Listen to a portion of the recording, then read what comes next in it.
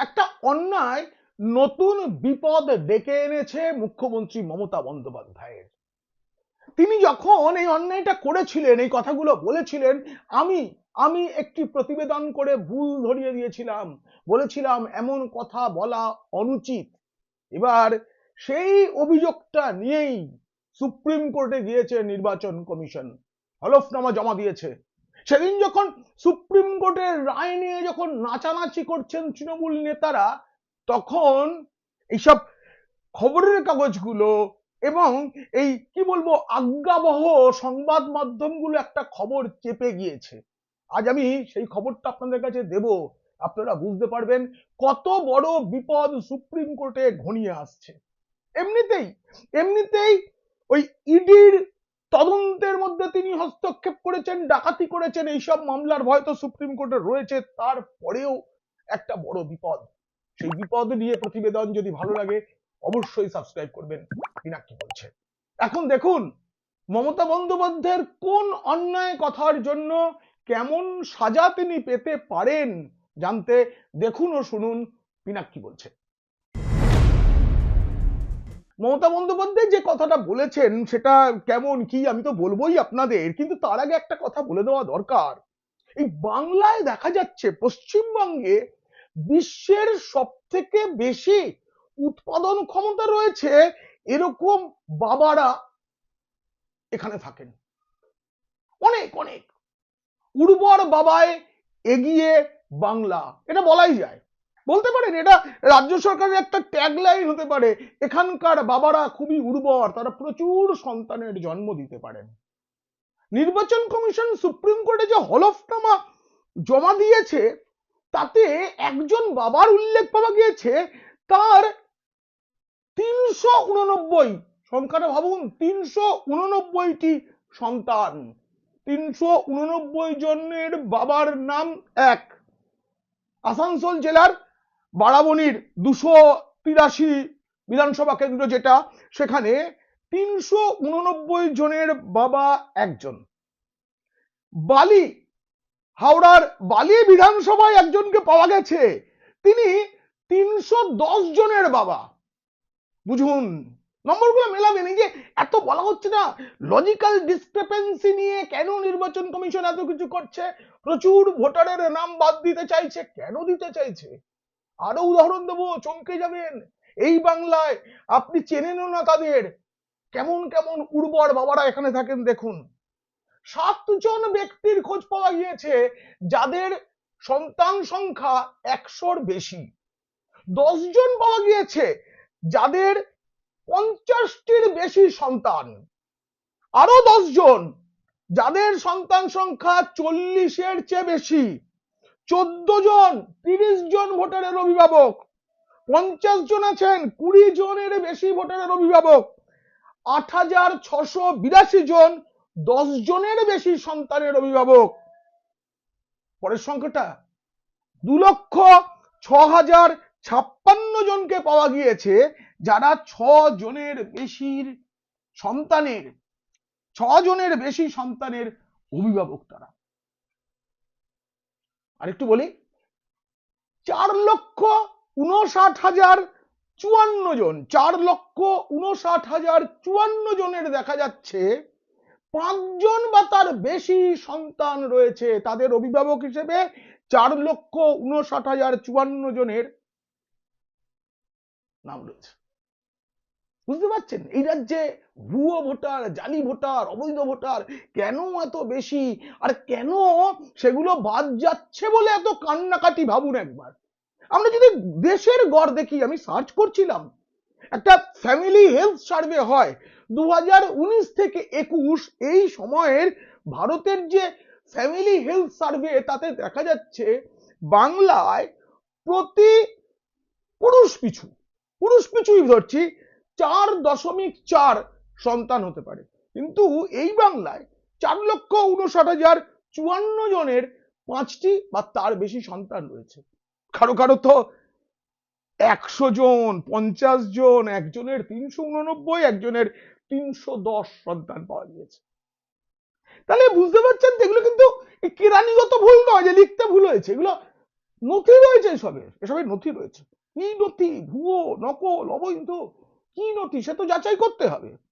একটা জিনিস মনে রাখবেন, যদি এইসব বাদ দেওয়া যায় তাহলে কিন্তু এই রাজ্যে তৃণমূলের পক্ষে, আমি একদম দায়িত্ব নিয়ে বলছি, তৃণমূলের পক্ষে ক্ষমতায় থাকা মুশকিল। তাই তারা সুপ্রিম কোর্টে গেছে। সুপ্রিম কোর্টের নির্দেশ মেনে ওই পঞ্চায়েত ওয়ার্ড অফিস সেখানে তালিকা ঝোলানো শুরু হয়ে গেছে। আরো বড় খবর যে পশ্চিমবঙ্গের জন্য বিশেষ ব্যবস্থা করে সুপ্রিম কোর্ট যে পরামর্শ দিয়েছিল সেটা মেনে মাধ্যমিকের অ্যাডমিটকে, মাধ্যমিক পরীক্ষার অ্যাডমিট কার্ডকে নথি হিসেবে, গ্রাহ্য নথি হিসেবে ঘোষণা করেছে নির্বাচন কমিশন। তাহলে বুঝতে পারছেন, এই যে ফুলে ফেপে ওঠাই যে ভোটার তালিকা, এই তালিকার মধ্যেই তো শাসকের ভোট ব্যাংক লুকিয়ে রয়েছে, আর সেটার যাচাই হচ্ছে। আর তারা চান না এইসব নামগুলো বাদ যান। কিন্তু আমি এখনো পর্যন্ত বলিনি মমতা বন্দ্যোপাধ্যায়ের নতুন বিপদের কথাটা।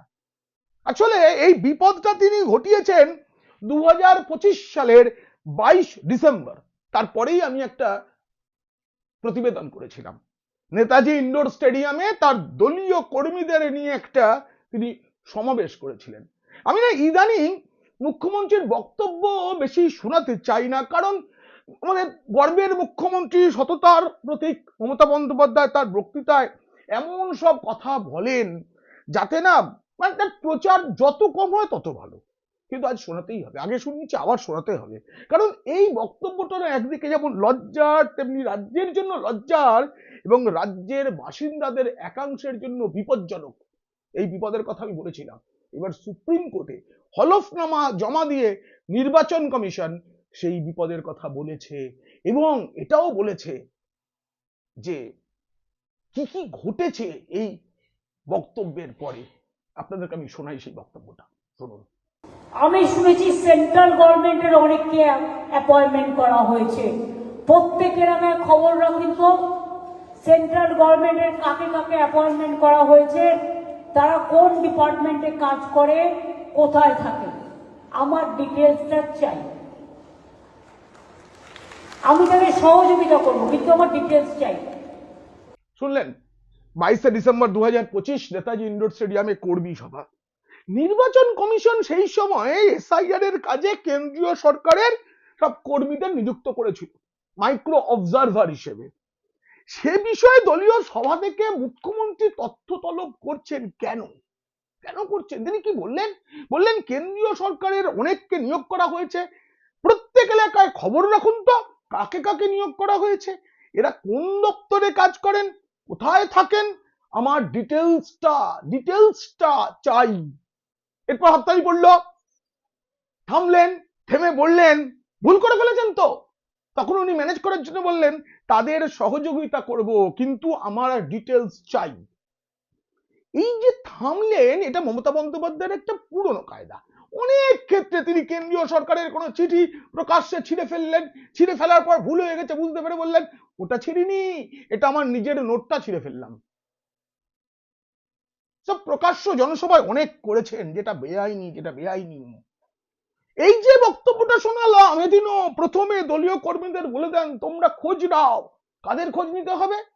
প্রায় 4600 কেন্দ্রীয় সরকারি কর্মীদের, যাদের মাইক্রো অবজারভার নিয়োগ করেছে কমিশন। তাদের প্রশিক্ষণ যখন চলছে সেই সময় হুঁশিয়ারিটা দিয়েছিলেন মুখ্যমন্ত্রী। কিন্তু কেন তার এই রীতি? কেন? প্রথম প্রশ্ন, এই যে মুখ্যমন্ত্রী বললেন তিনি সহযোগিতা করবেন, নামের তালিকা দাও, কোথায় থাকেন, কোন অফিসে চাকরি করেন ইত্যাদি প্রভৃতি, কি সহযোগিতা করবেন উনি? কেন তাদের তথ্য চাইছেন? নবান্ন চাইলে তো পুলিশকে দিয়ে এক নিমেষে প্রত্যেকের ঠিকানা, কুষ্ঠি সব নিয়ে আসতে পারতেন উনি, কিন্তু আনলেন না। কিন্তু তার সামনে যে কর্মীরা বসে আছে, মানে তৃণমূলের ন্যাপলা, ভোপলা, গোপলা, তাদেরকে তিনি বলে দিলেন, উস্কে দিলেন। আসলে তিনি এসআইআর এর কাজে নিযুক্ত কেন্দ্রীয় সরকারের কর্মীদের চমকে দিতে বলেছেন। তারপরে হাততালি, তারপরে সহযোগিতার কথা। এই যে অনিয়ন্ত্রিত তৃণমূলের যে কর্মীরা আছেন, তাদেরকে সত্যি কি নিয়ন্ত্রণ করতে পারা যায়? তাহলে মুখ্যমন্ত্রীর গলায় যে সুরটা, সেটা মস্তানির সুর না বলুন? নিজের কেন্দ্রে 44,000 ভোটারের নাম প্রথমেই বাদ চলে গেছে। মাথা ঠিক থাকে না, মাথা ঠিক থাকে না জানি, কিন্তু মাথা ঠিক না থাকলে কি এরকম ভুল বলা যায়? রাজ্যে 1 কোটির বেশি অবৈধ ভোটারের নাম বাদ যেতে চলেছে। বাংলাদেশিরা অলরেডি ফিরে যেতে শুরু করেছেন নিজের দেশে, অনেকে চলে গেছেন, অনেকে যাবেন, অনেকের নাম বাদ যাবে ভোটার তালিকা থেকে। তাহলে এইভাবে সরকারি কর্মীকে গুন্ডাদের হাতে, আমি বলছি তৃণমূলের অনিয়ন্ত্রিত ন্যাপলা ভোপলা গোপলাদের হাতে তাদের তথ্য জোগাড় করতে বলা হলো। এই সরকারি কর্মীরা তো সাধারণ মানুষ, আপনার আমার মতো, তাদেরও তো একটা পরিবার রয়েছে, তারা তো তৃণমূলের ভোটারও হয়তো অনেকে, তাদের সন্তান রয়েছে, পরিবার রয়েছে, তারা অফিসে যান, বাজারে যান, ছেলেমেয়েরা স্কুল কলেজে যায়। পাড়ার তৃণমূলের নেতারা, মানে নেতা বলতেই বুঝতে পারছি ন্যাপলা ভোপলা গোপলাদের কথা বলছি, তারা যদি এই পরিবারের লোকেদের উপর নজরদারি শুরু করে, তারা কি আদৌ শান্তিতে নির্বিঘ্নে নিশ্চিন্তে দিন কাটাতে পারতেন? আমি প্রশ্নটা তুলেছিলাম। এর আগে গত বছর 28শে জুলাই তিনি বীরভূমে গিয়ে একটা সরকারি বৈঠকে বিরোধীদের বলেছিলেন, মনে রাখবেন আপনারা কিন্তু রাজ্য সরকারের কর্মী, নির্বাচন কমিশন নির্বাচন মিটলে চলে যাবে, তারপর আবার আপনাদের আমার চাকরিটাই করতে হবে। আসলে এটা তো হুঁশিয়ারি ছিল। পরে আমি বিএলওদের সঙ্গে ইআরওদের সঙ্গে কথা বলে বুঝেছি তারা শাখের করাতের উপর রয়েছেন। নির্বাচন কমিশনের কথা না শুনলে সাজা হতে পারে। আবার অন্যদিকে রাজ্য সরকার তথা তৃণমূল তথা ঊর্ধ্বতন কর্তৃপক্ষের কথা না শুনলে তাদের মুশকিল আছে, দায়িত্ব করে খেতে হবে। এইসব হুমকি না সহজ চোখে দেখেনি নির্বাচন কমিশন। সুপ্রিম কোর্টে হলফনামা দিয়ে মুখ্যমন্ত্রীর বিরুদ্ধে নির্দিষ্ট অভিযোগ করেছে। এসআইআর এ সহযোগিতার বদলে উস্কানি দিচ্ছেন আমাদের গর্বের মুখ্যমন্ত্রী, সততার প্রতীক মমতা বন্দ্যোপাধ্যায়। বলা হয়েছে যে তার প্ররোচনার পরেই চাকুলিয়ার বিডিও অফিসে 700 দুষ্কৃতী হামলা চালিয়েছে। তৃণমূলের মুখ্যমন্ত্রী তো একা নন, তার মন্ত্রী বিধায়করাও নানা সময়ে নানা হুমকি দিয়ে চলেছে। কমিশন সবটা জানিয়েছে সুপ্রিম কোর্টে। কি কি অভিযোগ আমি বলি আপনাদের। উস্কানিমূলক মন্তব্য, মুখ্যমন্ত্রী নির্বাচনী আধিকারিকদের বিরুদ্ধে প্ররোচনামূলক ভাষণ দিচ্ছেন। কমিশনের মতে মমতা বন্দ্যোপাধ্যায় জনগণকে আইন নিজের হাতে তুলে নিতে সরাসরি প্ররোচনা দিয়েছেন। ভাইপো বাবু তো বেঁধে রাখতে বলেছিলেন, মনে আছে তো আপনাদের। ভীতির পরিবেশ তৈরি। হলফনামায় বলা হয়েছে মুখ্যমন্ত্রীর বক্তব্যের ফলে এমন এক পরিবেশ তৈরি হয়েছে যেখানে ব্লক লেভেল অফিসার মানে বিএলও এবং ইলেকট্রাল রেজিস্ট্রেশন অফিসাররা ইআরও কাজ করতে গিয়ে বাধার সম্মুখীন হচ্ছেন।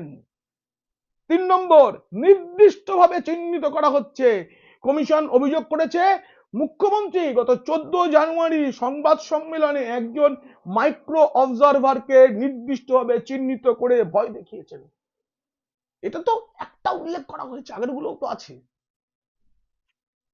এই যে চাকুলিয়ায় হামলার কথা বললাম, বলা হয়েছে উত্তর দিনাজপুরের চাকুলিয়ায় প্রায় 700 জনের উন্মত্ত জনতা অফিস ভাঙচুর করেছে, ভোটার তালিকায় সংশোধনের কাজে ব্যবহৃত কম্পিউটার ধ্বংস করেছে। মুখ্যমন্ত্রীর প্ররোচনায় ধ্বংস হয়েছে এমন হলফনামা দেওয়া হয়েছে। এরপরে গণ ইস্তফার কথা বলা হয়েছে। হিংসা ও নিরাপত্তার অভাবে গত 14 জানুয়ারি 9 জন মাইক্রো অবজারভার দায়িত্ব থেকে অব্যাহতি চেয়ে চিঠি দিয়েছেন। কারা বলুন তারা? ওই যে কেন্দ্রীয় সরকারের কর্মচারীরা বা রাষ্ট্রায়ত্ত ব্যাংকের কর্মীরা, যাদের ঠিকানা, কোথায় কাজ করেন, কি করেন, তার ডিটেইলসটা চাই আমার, যে হুঁশিয়ারিটা দিয়েছিলেন, তারা ইস্তফা দিতে চাইছেন। আরো একটা অভিযোগ আছে, এই অভিযোগটা অবশ্য রাজ্যের মানুষ খুব একটা ভাবে না, পুলিশি নিষ্ক্রিয়তা। কমিশনের তরফে অভিযোগ করা হয়েছে বিএলওদের অভিযোগ স্থানীয় পুলিশ এফআইআর দায়ের করতেই অনীহা প্রকাশ করছে। অন্য রাজ্যের তুলনায় পশ্চিমবঙ্গে আইন শৃঙ্খলার এই পরিস্থিতিকে উদ্বেগজনক বলে সুপ্রিম কোর্টে জমা দেওয়া হলফনামায় লিখেছে নির্বাচন কমিশন। আপনাদের জানাই, সেই যে মনে পড়ছে 4 জন কর্তার বিরুদ্ধে শাস্তি দিতে বলা হয়েছিল, এফআইআর করতে বলা হয়েছিল, আজ পর্যন্ত নবান্ন সেটা করেনি। উল্টে চিঠি দিয়ে বলা হয়েছে তারা কোনো অন্যায় করেননি। 21শে ডিসেম্বর বৃহস্পতিবার সিইও মনোজ আগরওয়াল নবান্নকে একটি চিঠি দিয়ে জানিয়েছে যে কোন কোন আইনে কারা কারা তদন্ত করলেন, কি তদন্ত হলো, কেন মনে হচ্ছে এরা কোনো অন্যায় করেননি, অথচ এরা তো ভোটার লিস্ট থেকে নাম ঢোকানো, নাম বাদ দেওয়া এসব কাজের সঙ্গে যুক্ত ছিলেন, তার প্রমাণ সহ অভিযোগ করেছিল কমিশন। কিভাবে তদন্ত হলো, তদন্ত কমিটিতে কারা কারা ছিলেন এই ডিটেলস চেয়ে পাঠিয়েছে এবং সময় বেঁধে দিয়েছে তার মধ্যে জমা দিতে হবে। সব মিলিয়ে না মুখ্যমন্ত্রী সুপ্রিম কোর্টে তো ওই ইডির তল্লাশির সময় ডাকাতির অভিযোগে কাঠগড়াতেই আছেন, এখন নতুন অভিযোগ, এই অভিযোগ নিয়েও কিন্তু তার বিপদ আসছে সাজা নিশ্চিত। এই প্রতিবেদন কেমন লাগলো জানিয়ে অবশ্যই মন্তব্য করবেন, ভালো লাগলে বন্ধুদের, খারাপ লাগলে শত্রুদের শেয়ার করে দেবেন। আপনারা খুব খুব ভালো থাকবেন।